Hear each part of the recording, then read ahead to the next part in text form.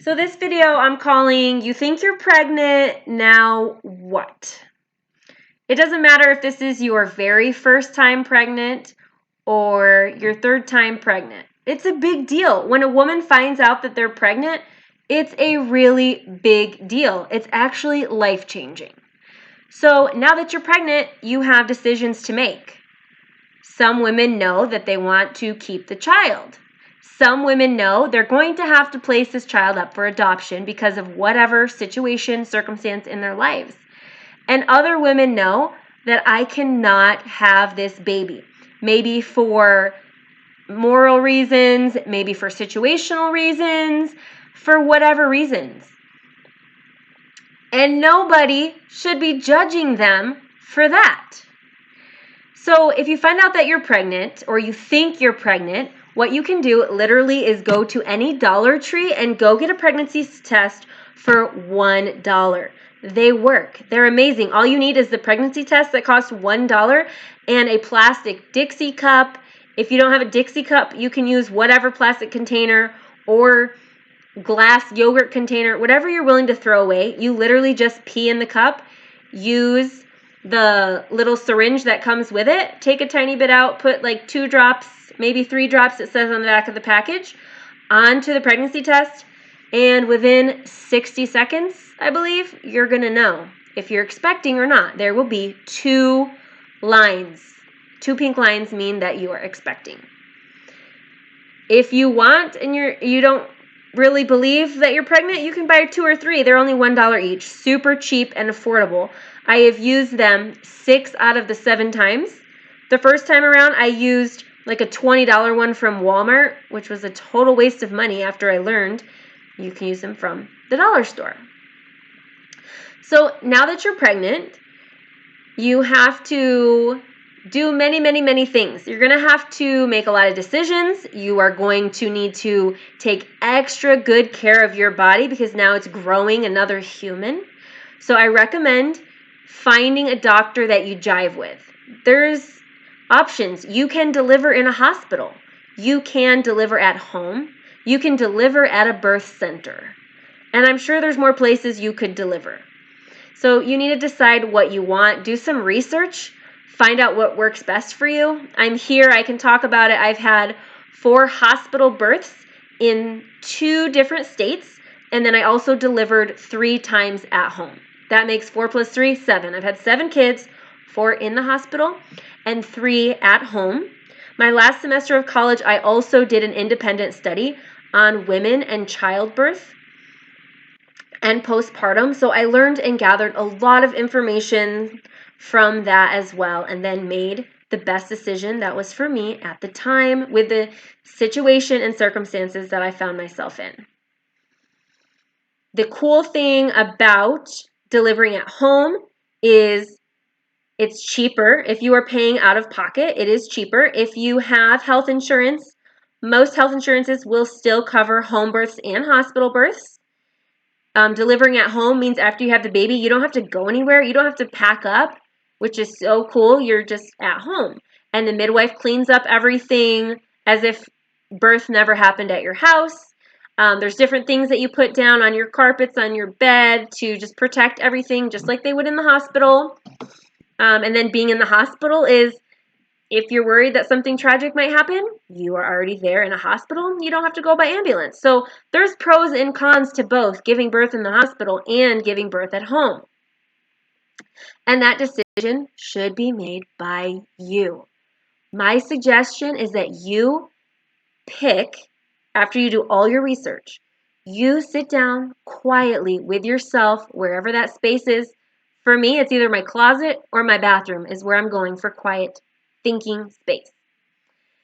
And decide, okay, where am I going to deliver that's going to make me feel the most comfortable? And then you go for it. So you find a midwife that delivers at home if you want to deliver at home. You find a midwife who delivers at a birth center if you want to deliver at a birth center. And if you want to give birth the traditional way in a hospital, you can find an OB-GYN that delivers at the hospital. And then there's all the fun of you can pick a man, you can pick a woman, you can pick whoever. You have so many choices. You get to choose what you want to do. So now that, say you're pregnant, you have decided who your doctor is going to be, who your health provider is, where you're going to deliver. Now you can continue to focus on exercising throughout the whole pregnancy and eating well. So really, if you haven't had a good pattern of eating well, you get to try. Now you get to try because you are eating to grow a baby and to stay functioning for yourself. If you are super nauseous, there are a couple tricks. You can actually drink a couple sips of Coca-Cola. There's something in the syrup that's in Coca-Cola that actually helps with severe nausea. There are motion sick wristbands that you can purchase at a grocery store that will put pressure points on your wrist and hold them and help with nausea. There are medicine that you can get from your doctor if you're struggling with nausea. One tip that really worked for me is, even though I did not want to eat anything and I was super sick, I would keep protein at the top of the hour. My midwife taught me this. She was wonderful. I would have to force feed myself, but it worked. So that meant either I ate a half a cheese stick at 7 o'clock, and then at 8 o'clock, I ate 3 almonds, and then at 9 o'clock, I had 2 spoonfuls of yogurt. Like every hour, literally, if I could keep protein in my stomach, it would keep me from throwing up. And that was a really big thing for me because the first 16 weeks, I always felt extremely sick, dizzy, your blood is doubling. There's a lot going on and changes in the body. My first pregnancy was the hardest, where I lost 30 pounds in the first, like after I found I was pregnant, the first 16 weeks, I couldn't stop throwing up. Just all day, all night, around the clock, I just kept throwing up. I would look at water and just puke. So that is how I learned from struggling, is how I learned these different strategies. I have friends that are in the medical field. I have a good friend that's a pharmacist, and she taught me actually about Coca-Cola. If you don't want to actually drink the soda Coca-Cola, at the pharmacy you can go ask if they sell Coca-Cola syrup, which they should carry there, and it is for nausea. Other than that, I really don't drink soda, but I am a firm believer. If you are suffering from nausea in pregnancy, go take a couple sips of Coca-Cola. So those are my tips for nausea in pregnancy.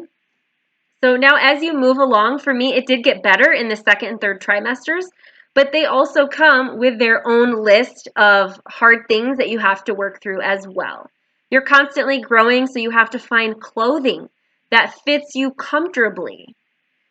Sometimes it's a challenge, but now there are a lot of yoga pants that are available. There's a lot of maternity yoga pants, big sweaters, maternity tank tops, things like that.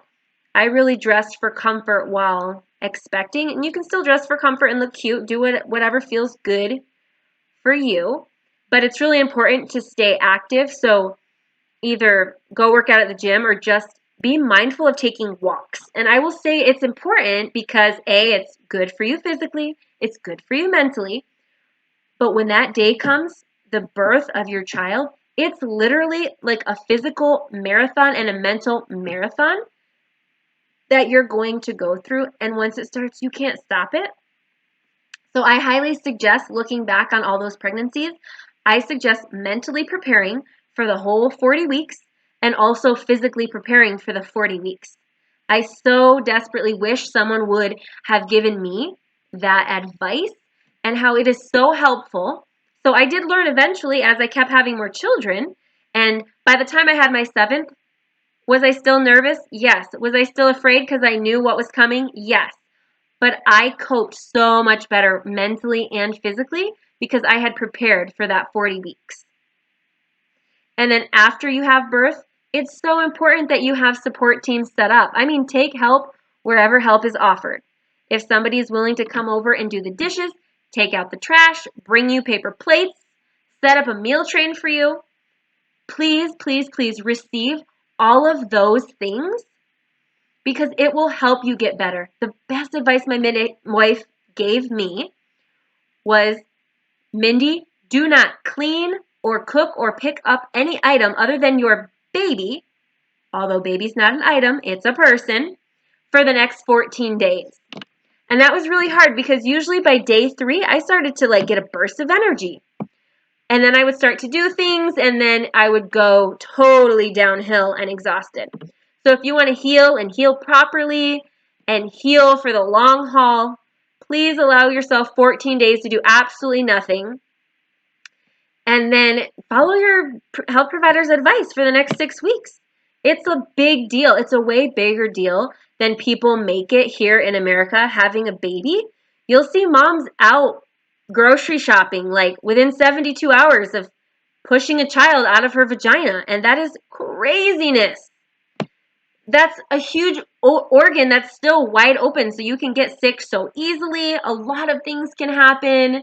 You can hemorrhage, just all these things. Please, please, please, ladies, plan on, after you give birth, to truly rest. If it's hard for you to rest and be still, write yourself a list of things that you can do. Maybe favorite movies you've wanted to watch. Maybe podcasts you've wanted to listen to. You got to get creative, but plan on staying in your bed with baby as much as you can for the first 2 weeks. So those are some of my tips and tricks for having when you find out you're pregnant, and then steps on what to do after. So after baby's arrived, now you have to decide, if you haven't already, are you going to breastfeed? Are you going to formula feed? Are you going to do a combination of both? Listen, there is no shame either way. If you want to breastfeed and it will bring you peace and happiness, do it. If you want to formula feed and it'll bring you peace and happiness, do it. Nobody can make that decision for you. You need to sit with yourself and decide, what is going to bring me peace? What do I feel and believe is the best for my baby? And you know what? Maybe you start out with breastfeeding and you were not aware that when you latch a baby onto your nipple, you want to bite a blanket because it hurts that bad for the first few weeks.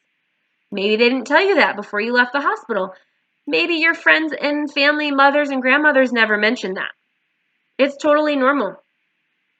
I've had some lactation consultants tell me that if they're latched correctly, it shouldn't hurt at all, and that just was not my experience. Mind you, I had 7 kids, and it hurt every time that they latched for the first few weeks. I literally would cry when they latched. And at that point, I did not understand that formula was an actual option.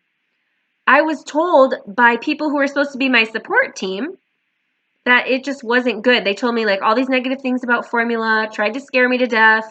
I would only nurse the baby. I thought I had to do it.